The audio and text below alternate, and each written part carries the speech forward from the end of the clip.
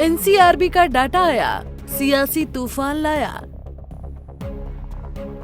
देश में 7% बढ़ा क्राइम। साइबर क्राइम में 30% की बढ़ोतरी। हत्या में यूपी, दुष्कर्म में राजस्थान आगे। हर 5 सेकंड में दर्ज हुआ अपराध। देश में महिलाओं के साथ अपराध ने 10 साल का तोड़ा रिकॉर्ड।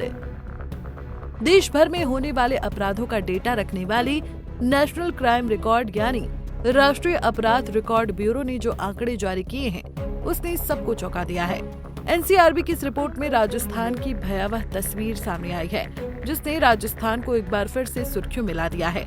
रिपोर्ट के अनुसार महिलाओं के खिलाफ अपराध, दुष्कर्म और नकली नोटों की जब्ती में राजस्थान पहले स्थान पर है। इससे राजस्थान की कानून व्यवस्था पर कई सवाल खड़े हो गए हैं। दूसरी तरफ अपराधों में बढ़ोतरी होने से विपक्ष को भी सत्ता पर तंज कसने का मौका मिल गया है। राजस्थान के साथ साथ कई राज्यों का भी आपराधिक डेटा शामिल है। ऐसे में नेशनल क्राइम रिकॉर्ड की तरफ से जारी की गई इस रिपोर्ट में अपराध के आंकड़ों के बारे में क्या जानकारी दी गई है, चलिए इसे विस्तार से जानने की कोशिश करते हैं। दरअसल 2 साल बाद 29 सितंबर 2025 को एनसीआरबी ने देश में होने वाले अपराध का डेटा जारी किया है।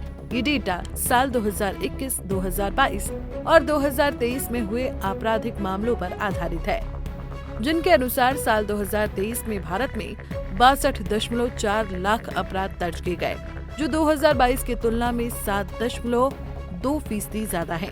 इन आंकड़ों को देखा जाए तो 2023 में हर 5वें सेकंड में देश के किसी न किसी हिस्से में एक अपराध हुआ है। वहीं यदि बात करें महिलाओं के साथ दुष्कर्म की, तो इसकी संख्या लगभग 4.48 लाख बताई गई है।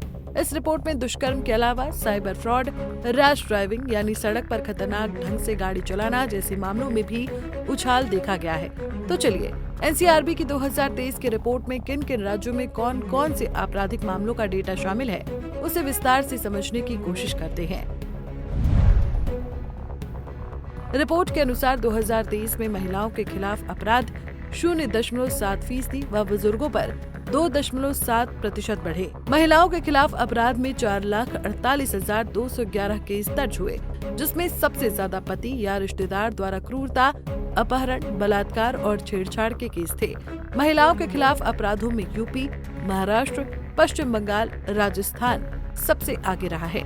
दूसरी तरफ 2023 में महिलाओं के साथ रेप के 29,670 केस दर्ज किए गए, जिसमें सबसे ज्यादा 5,078 मामले राजस्थान और 3,516 मामले उत्तर प्रदेश में दर्ज किए गए। दिल्ली में 1,094 मामले सामने आए। वहीं 2022 में कुल 31,516 मामले दर्ज हुए थे। हत्या और अपहरण के केस में उत्तर प्रदेश और बिहार शीर्ष पर है, यानी गंभीर अपराधों की संख्या अन्य राज्यों की तुलना में इन दोनों राज्यों में सबसे अधिक देखी गई है। इसके अलावा सड़क दुर्घटनाओं के मामले में भी यूपी टॉप पर है, जो राज्य में बढ़ती ट्रैफिक और सुरक्षा व्यवस्था की चिंताओं को दर्शाता है। देश भर में साइबर क्राइम के केसों में 31% की बढ़ोतरी हुई है। 2023 में कुल 86,420 केस दर्ज किए गए। साइबर के माध्यम से हत्या के मामले में यूपी, दुष्कर्म में राजस्थान और लूट में महाराष्ट्र सबसे आगे रहा। देश में सबसे कम साइबर क्राइम सिक्किम में दर्ज किए गए। देश के लिए अनाज पैदा करने वाले किसानों की आत्महत्या 2023 में 10,700 से ज्यादा थी, जिनमें से 38.5% महाराष्ट्र और 22.5% कर्नाटक से थे।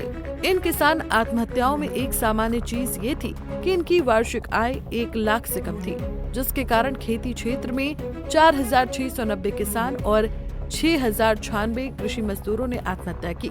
ये देश में कुल आत्महत्याओं का 6.3% है। खेती में सबसे अधिक आत्महत्या महाराष्ट्र, कर्नाटक, आंध्र प्रदेश, मध्य प्रदेश में दर्ज की गई।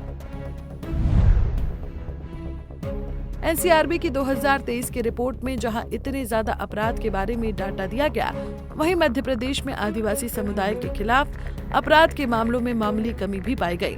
मध्य प्रदेश में 2023 में आदिवासी समुदाय के खिलाफ अपराध के कुल 2858 मामले दर्ज किए गए हैं। 2022 की रिपोर्ट में ये संख्या 2979 थी, जबकि 2021 में ये आंकड़ा 2627 था। बहरहाल, इस रिपोर्ट ने ये तो साफ कर दिया है कि किन अपराधों में वृद्धि हुई है और किन में कमी आई। वहीं इसने हमें ये भी सोचने पर मजबूर कर दिया है कि हमारी सुरक्षा की नींव कितनी मजबूत है। ऐसे में आगे ये देखना होगा कि एनसीआरबी की रिपोर्ट के बाद सत्ता और विपक्ष में क्या क्या घमासान छिड़ेगा और आपराधिक मामलों को रोकने के लिए सरकार और सिस्टम एक साथ क्या कार्रवाई करते हैं। Bureau report, Punjab Kesari TV.